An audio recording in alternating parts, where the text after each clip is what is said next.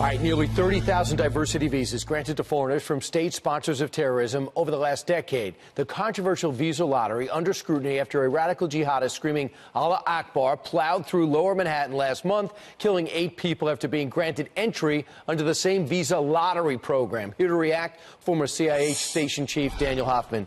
Daniel, great to see you. This has been in place since 1990, sponsored by then Congressman Chuck Schumer. Does this keep us safer?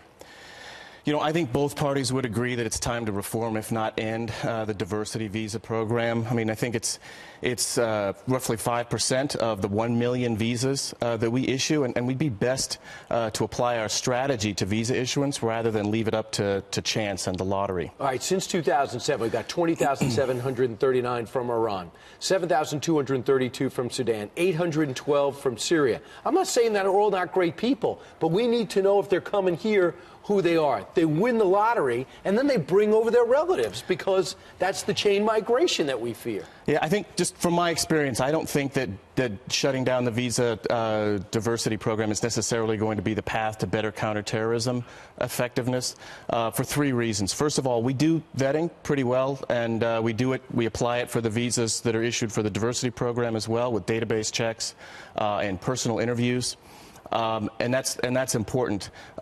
We also we take a hard look at all these people, and we see that they're immigrants who come to this country. Many of them serve in the military and the intelligence services. I served with lots of them, right, in the CIA and with the military. We just want to make sure who they are, and there's a process to get there. And I'm not too sure this helps us or helps you guys keep us safe. I do, and I just would add one point, which is that to keep our eyes on the ball, it's the ungoverned space we allowed in Iraq and Syria, which was really the lesson from 9/11. It's not just a breeding ground petri dish for radical Islamic extremists who choose to fight there, but it's also a propaganda tool. You're also a cybersecurity expert, and yesterday, stunning news on the NSA, first page of the New York Times, has been breached, has been hacked.